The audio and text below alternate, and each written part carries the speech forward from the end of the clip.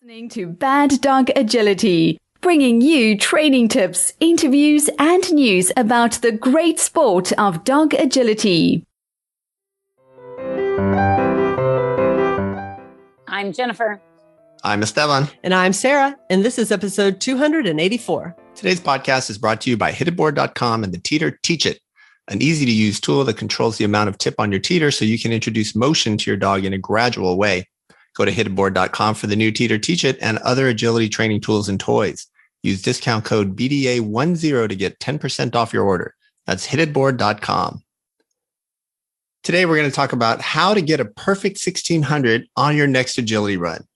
I know that a lot of you out there might be a little bit confused. So what has happened is the scores for the SAT came back. So here in the United States, we have a big college entrance exam. It's called the SAT. They also have the ACT, but this is the SAT. And the best score you can possibly get on the SAT is a perfect score, and that is a 1600. And so in helping our high school son prepare for this exam, we actually didn't help him very much at all. He had to do all the work. We're just like, hey, buddy, good job. Keep studying. We found a really great article, of course, after the fact, after the score was done, right? After the test was done and the scores were in.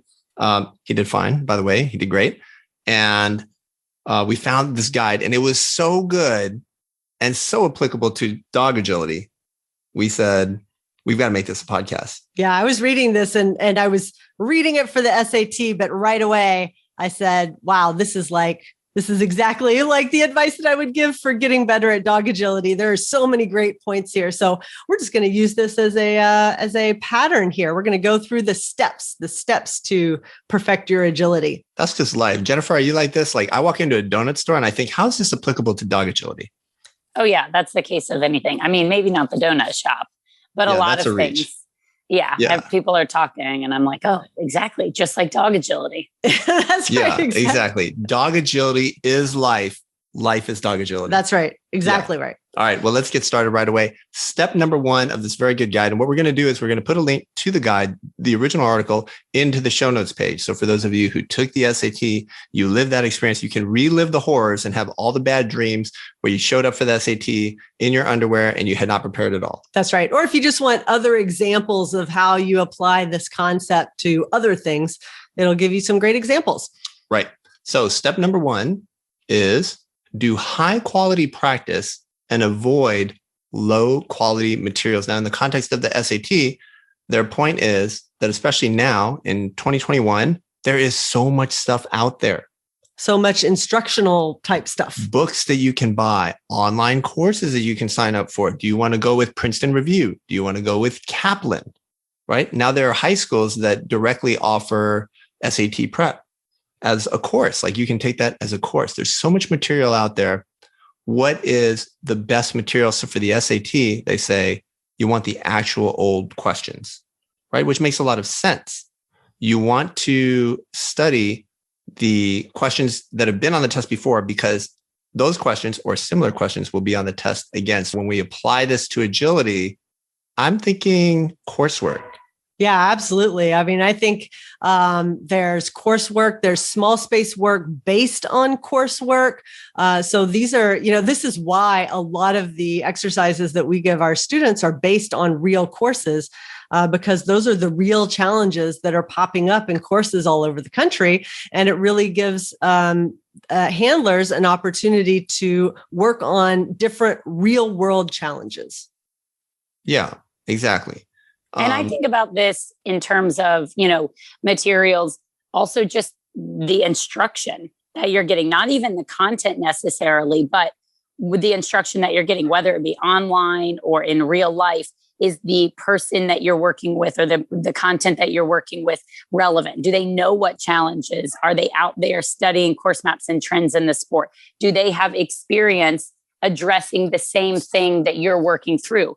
Maybe that's some of the similar problems. Maybe it's running a dog similar to your size or a breed similar to your size, but having quality education, the instructing part of it, not just the content, to me can be so crucial as well. Having a good coach, a good mentor, a good instructor. Absolutely. And I think we've talked specifically, I think we have like a whole podcast just about instructing and how to find great instructors and what to look for in an instructor. So I'll make sure to put that in the show notes. But yeah, we're talking about the work that you do and the instruction that you're getting. Right. Well, as a personal example, when I first started and I had my first golden retriever, Gypsy, I was like, who are the other good golden retriever agility people? And they were right there in Houston over at Flash Paws, Jane Simmons Smoke. They had the best golden retrievers in the nation. And so I said, okay, I have a golden, they have a golden. This makes sense to me. They trial an AKC, I trial an AKC. Let's do this. So that makes a lot of sense. Now there's a lot of different venues out there. So let's say that you do 100% NADAC full time. It might not necessarily make sense for you to train with someone who has no knowledge of NADAC, right? Unless that's the only thing that is available to you, for example, right? But when you're talking about coursework, does it make sense to go out there and be setting up constantly AKC Premier Jumpers courses? Right. Right. No, I think you want to get out and do NADAC courses as much as you can. Certainly when I was getting ready for tryout events for these European Open, Agility World Championship type stuff, I wasn't out there setting up AKC novice and open courses, right? We were going and finding courses directly from the judge. And I think that's why this tip is so powerful, because people get lost. There's so much material out there. You're like, where do I begin? Well, think about what you want to do, right? What kind of runs are you going to be doing in the ring? And then go and find those courses and train to that course. Exactly. All right. Step 2, we have focus on quality first, quantity second. And I think this is a huge one. And when we were talking, Jennifer was like, oh my, yes. So why was this such a hot button issue for you, Jennifer? Yes, this is absolutely my favorite step of this. And I know we've talked about it in the past, but I am super big on quality over quantity. I know we've talked in the past that many people would probably be surprised at the quantity of training that my dogs get, or rather the lack of quantity of training that they get. I think people think, well, you teach agility for a living. Your dogs must get 8 hours a day of education, when in reality, that is not the case at all. But I do make sure that what I do is very high quality. I don't go out there wandering around. Well, what are we going to do today? Oh, this is set up. Everything is kind of calculated and planned out, right? Whether it's a young dog and I'm following kind of a protocol to build them up, whether it's a seasoned dog and I'm breaking down and evaluating the performance of the last couple trials, identifying weaknesses, going out there. And I think a lot of people just go out and, oh, well, I had a problem with serpentines, so let's just set up 1 million serpentines and work them. That's not quality necessarily. That can be quantity of doing a lot of what was a weakness. But what really is the issue? Is it the lack of send? Is it the lack of commitment? Is it the convergence? Is it a jumping issue? Is it a stride issue? Breaking it down and finding out what really was the issue allows you to work it in smaller sections and I think better address it. So, again, another thing we've talked about in the past, I don't like to run when I train. I have the flip-flop rule. If I can train it in flip-flops, I'm happy, but to go out and run a course, not really my favorite thing. But so many of my issues, when I break them down, can be solved or at least worked on and improved with 3 to 5 jumps. I don't need a full field of equipment, or even just earlier today, my 3-year-old border collie, I was working on just a down ramp and a mat. That's it. Now she's in masters, competing, running dog walk. But based on the issues that we were having, I didn't need a full length dog walk in the field with full speed. I needed to identify the issue and really focus on the quality of the training. So to me, this is just so key in having some breakthroughs on performance.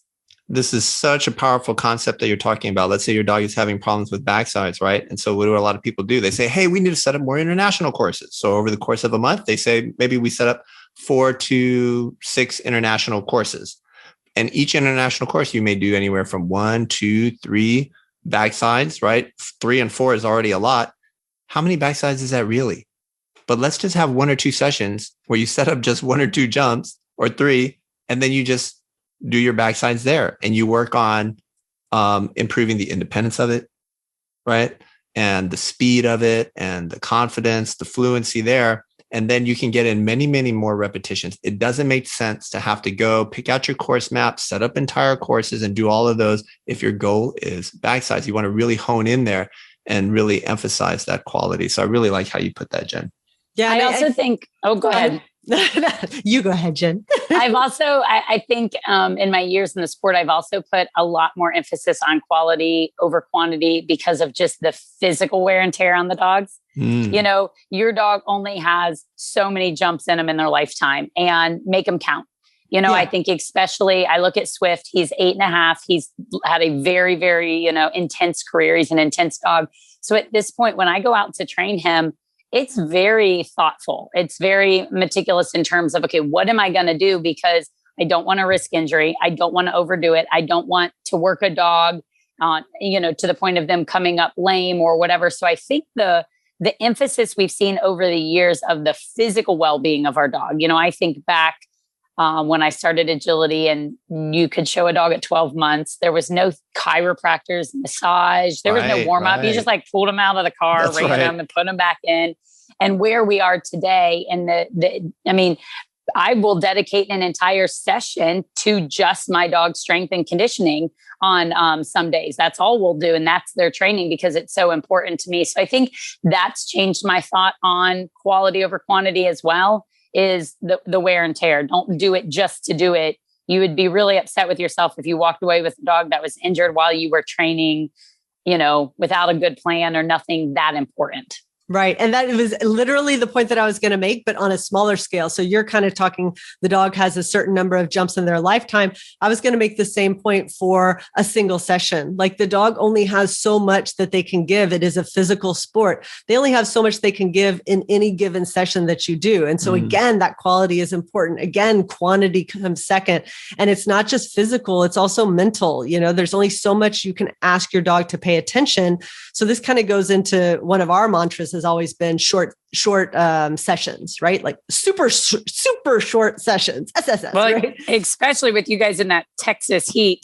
Right. You guys have to really be thoughtful about when you train, what you're doing because of climate and everything as well. Right. Yeah. And I've seen so many dogs also that, you know, when a handler keeps pushing, trying to get in those extra reps to work on something, and the dog is not either mentally or physically prepared, they start getting worse and worse with every repetition, right? And so instead of improving, you actually are taking backward steps and, you know, ending on, you know, a frustrating experience for both of you. So just really keeping it short, I think, is key. Yeah. And I'll close by saying that in the article, they talk about having Tom Brady, who's the quarterback, well, now for the Tampa Bay Buccaneers, won them a Super Bowl, but longtime quarterback for the New England Patriots, very successful in professional football. And they say you need Tom Brady as a tutor to help you out, right? Because that tutor is going to make sure that you get the most out of training. And that's why it's important to find someone that you can work with, you know, fellow competitors, peers, a training group, an instructor, an online instructor, right? That's what we do for our VIP members in the academy, right? So we are there, Tom Brady. And, you know, I don't really like Tom Brady, so I'm sad they use that example, but you get the idea, someone who knows what they're doing and they can tell you, because a lot of you just listen to everything that Jen and Sarah said and you say, wait, I've never even thought of these things. You know, I didn't know that. How do I know? How long can my dog go and all this sort of stuff? Well, so for a lot of the people that we work with, it really depends on their skill level, but we will have them submit not just like their actual run where they just they clip everything else out, but I'll say, show me your entire training session. I want to see all the stuff that you're doing in between your attempts, right? I want to get a sense of the dog's attitude. I want to see how you reward the dog. I want to see what kind of interactions you're having, right? If you're talking, you know, with other people. And so then I get an idea of not just how you handle a course, which is important, but remember, a lot of dog agility is dog training. And so I want to know how you train dogs. What is the nature of your relationship and how does it interact with the environment, especially for these dogs that stress? They don't do quite as well in their weekly practice or trials than they do at home. Exactly. All right. So our next step is, and I really like this one. I love this one. we like all of these, but be ruthless about understanding your mistakes. What's the first thing that pops into your mind? First thing that pops into my mind, video review. How many times? Right. I mean, you could probably make a drinking game out of how many times we say video review on this podcast. It's not just video reviewing, because I think almost everybody, right, videos their runs unless they can't get it done. And I see Jen actually shaking her head here. And you know what? Okay, I'm gonna give you that, Jen. I'm going to give you that because maybe I surround myself with you people surround yourself with who people video, who film. But that's you not the teach case. a lot of people who have like online, that's how they right? access you, right? Right. It's online. Right. But let me tell you the number of times students will come in live. They'll start telling me about the run. I'm like, well, do you have it? Can I see it? Can I see what happened? Right. No. I mean, I don't think most people video. Well, I now think that you it's say getting that, better. yes, it's getting better. But you are surrounding yourself with people that film. Okay, I'm gonna give both of you that. And I'm going to add that even just videoing is not enough. When they're talking about being ruthless, they mean do not kid yourself. All right. Because there are people who are like, hey, my dog did this, my dog did that.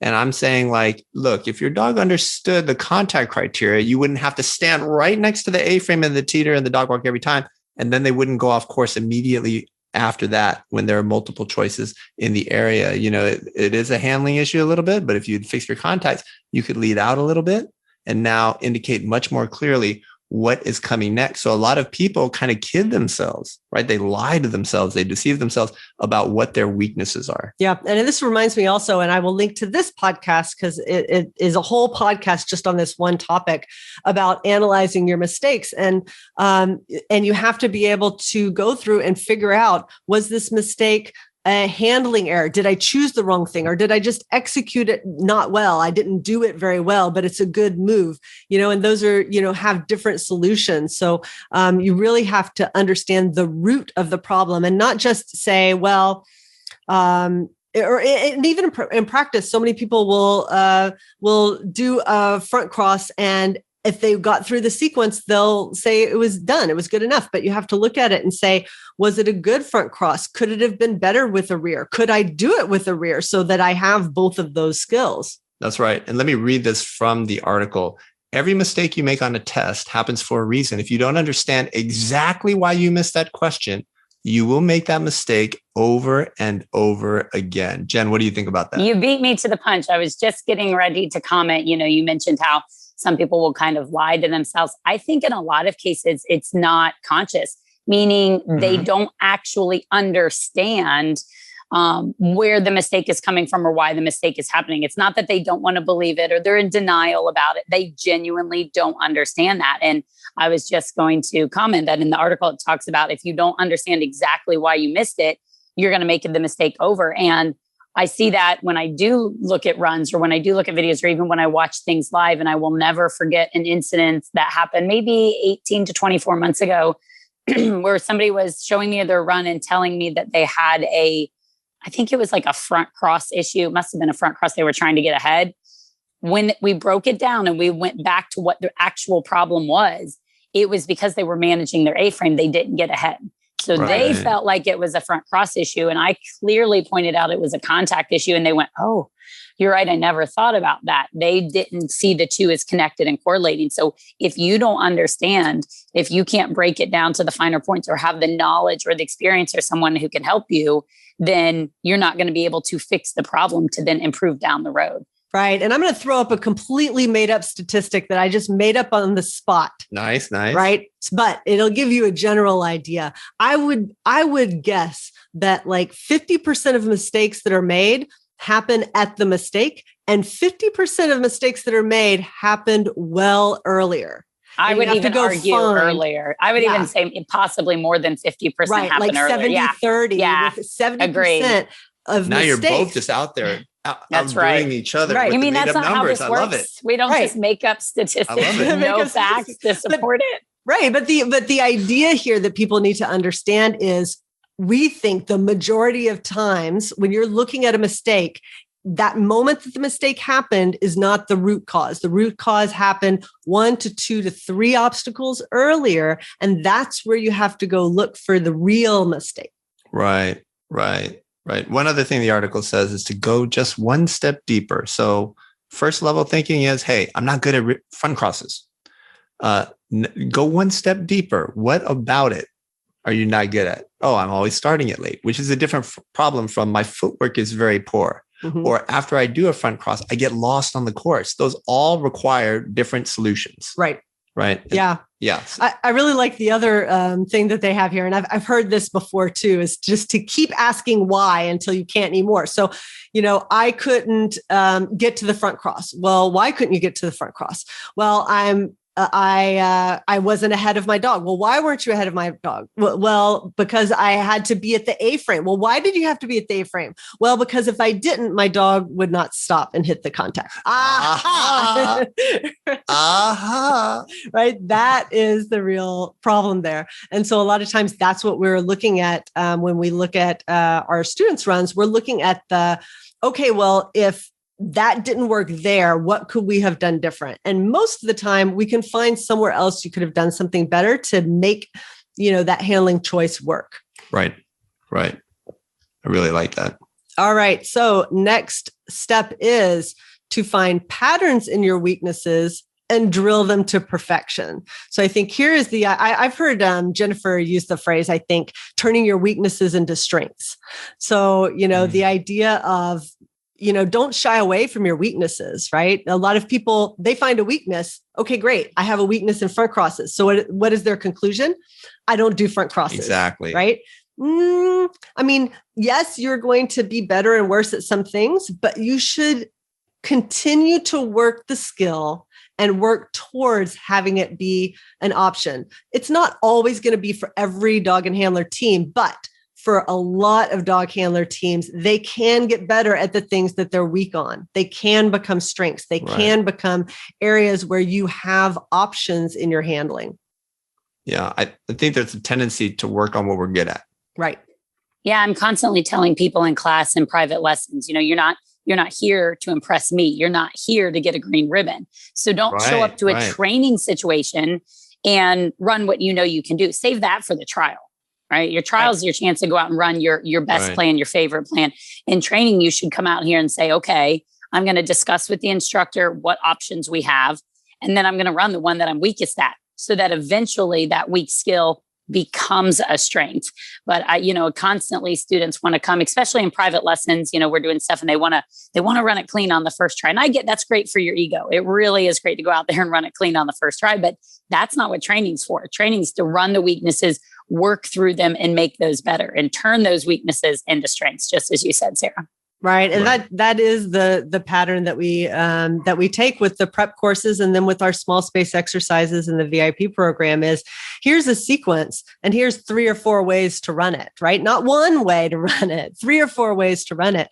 And there are going to be a lot of times, which is best for you and your dog. And it is true. But sometimes one of the ways that you wouldn't have considered or you didn't feel comfortable doing becomes the smoothest, best path. And then you learn something about you and your dog as a team. And it happens still to me, when I first look at a sequence and I know I'm going to run it 4 ways, there are still times when I'm surprised by one way that I put in as an option, but at the end of doing all of the options, it felt really good. It felt really smooth. It timed really well. Well, it's interesting that you say you can still be surprised, right? You have so much experience. You've been in the sport a long time. You're running a very good dog for all these demos, because this is not just a problem for beginner handlers or people who have a dog that isn't very motivated.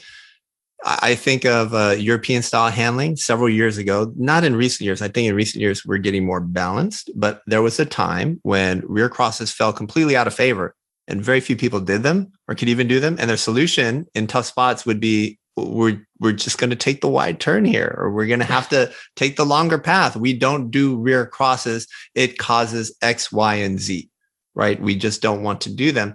And so these are people, but let me show you my beautiful wrap again. Let me show you this backside skill. They stay focused on their strengths. They're not looking at the weaknesses.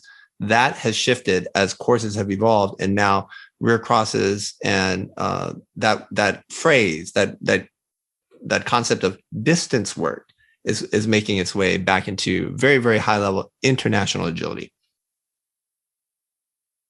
All right, next step, eliminate careless errors.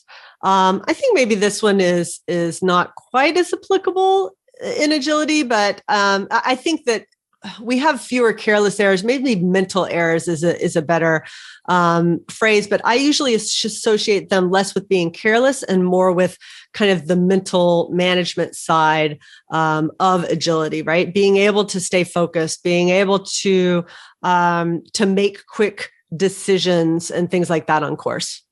I think of careless errors in the context of agility and agility runs and trials as make sure you walk the right course. Yes. Make sure you finish at the right jump. Many times in the past year, they've come back over the start jump as like obstacle 16, and then you turn to 17, 18, 19. Well, because it's obstacle 16 and people see the timer eyes, they just stop walking the rest of the course. Or they won't look at a map. They'll just go out and walk the course. And one of the jumps was bi-directional. But because they didn't look at the map and they were just following where the cone is, they didn't catch that. Those are careless errors, right? Missing your walkthrough, walking the wrong course, stopping too early, not recognizing something was bi-directional. Those are things that I do think in the situations that I recall, it is kind of just laziness and carelessness on the part of the exhibitor. Right. I think the final step we have here, and I think they have maybe one or two additional steps that I don't think are really pertinent to agility, but the final step, I think, as far as agility is concerned, is to develop amazing study habits.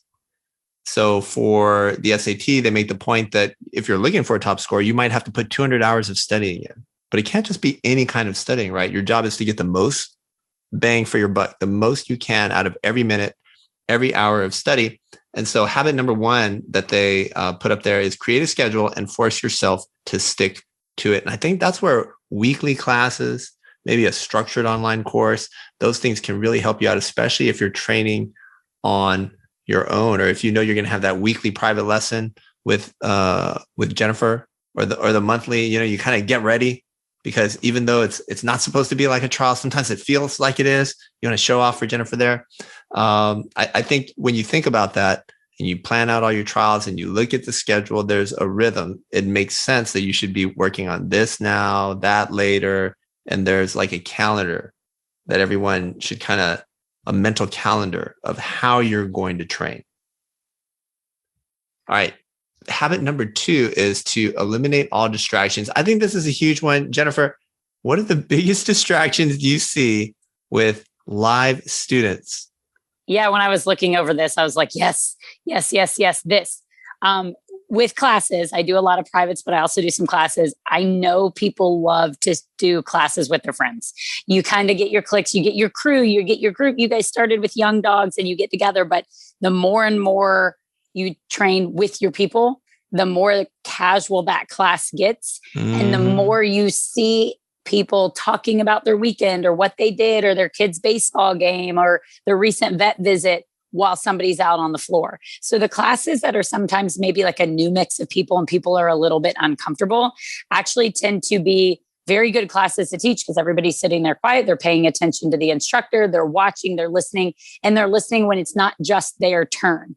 But in those classes where people get really comfortable, you'll see people have more of a tendency to only listen to the instructor or pay attention when it's their turn. And when it's not their turn, they're off in the, sidelines chatting with people or reviewing people. And I know classes are structured different. I try to teach to the class. I try to come down and talk to them and present to them. But yeah, when you get into classes with your friends, it's easy to get distracted.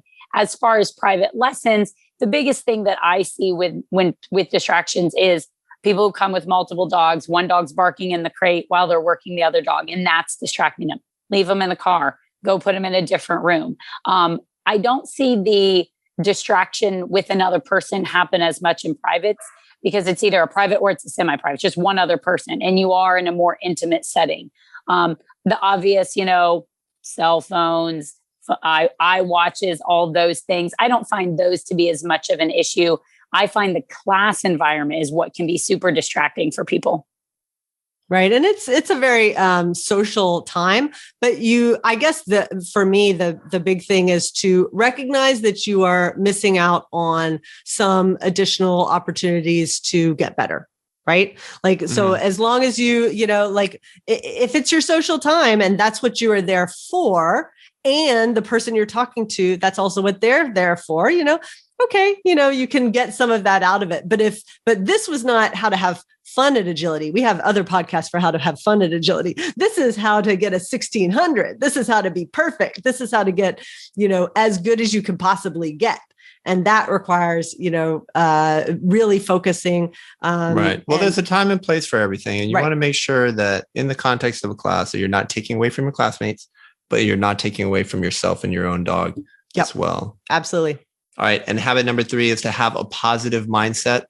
Your job is to grow. The article makes the point that you will make mistakes. Those mistakes will cause frustration. The exact same thing happens in dog agility. I know we're working with these puppies and we've been taking them out to a new place where we rent the facility just to get them out and away from our yard. And it was 2 or 3 weeks before we could get them to take a tunnel, right? So these things are going to happen.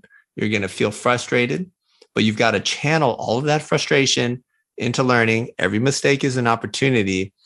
Jennifer, how do you keep a positive mindset going in your classes, especially for these beginners who aren't doing well? I think it's important as an instructor to, from the instructing side, like let them know it's normal. We've all been there. We go through our ups and downs. I think sometimes you don't know what you don't know. So for the beginning dogs or the beginning handlers, I think if you're a new handler, you don't know how long it takes, that it can take 2, 3, 4 years to really become a team.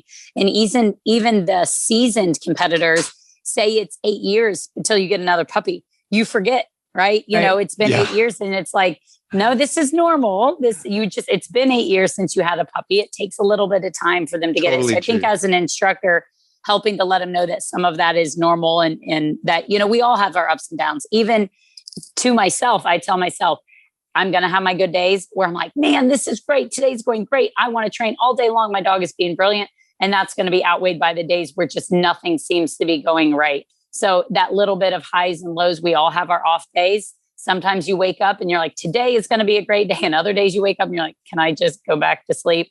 So not letting those bad days define where your training is, not let them define you as as a student, as an instructor to your dog, training your dog.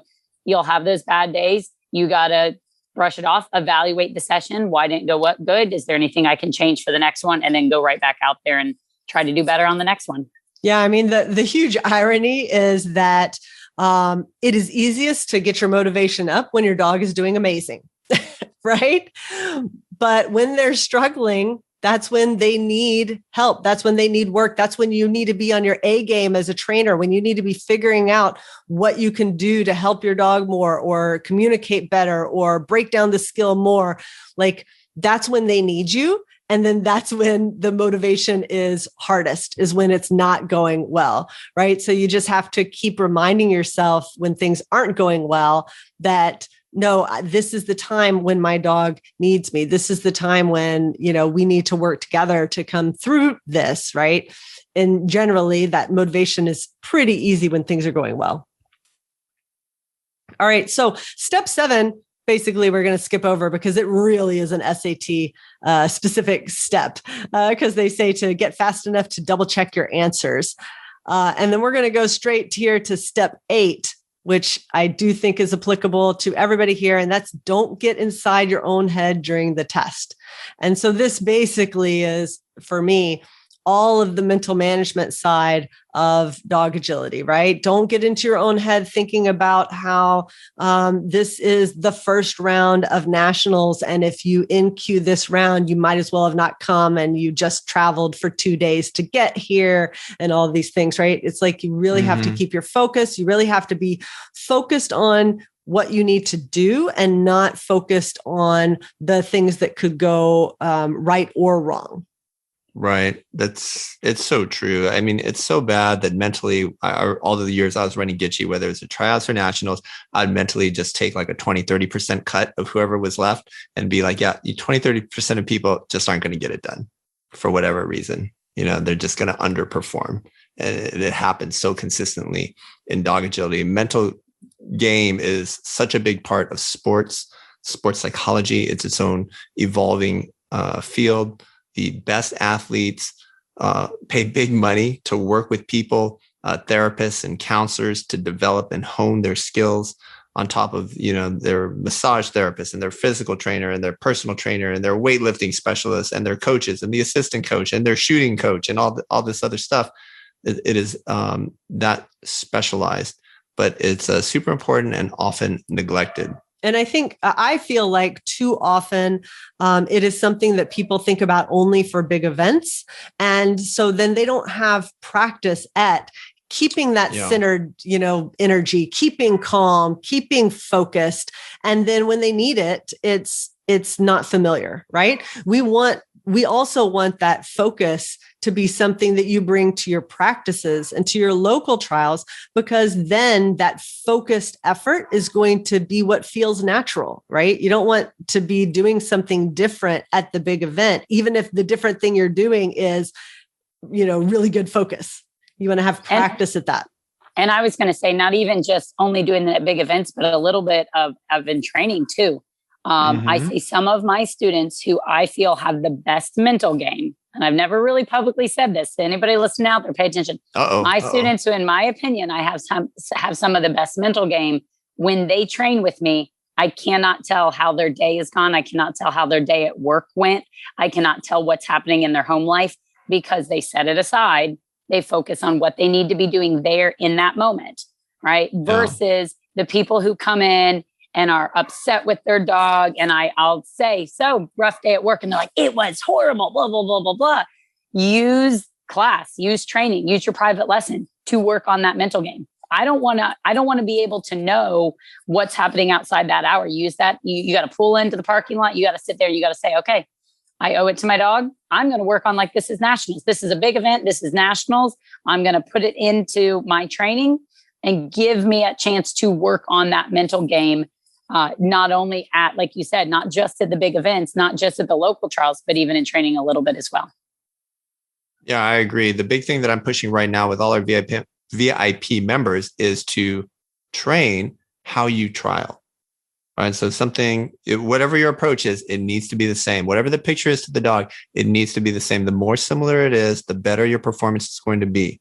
Too many people do better at one than they do at the other. And unfortunately, most of the time, they do better at home. They do better at practice than they are at trials. They're not getting the performances that they want. So you need to bring that same intensity, that same level of preparation and focus to your training, because that's how you're going to get the 1600 on your next agility run.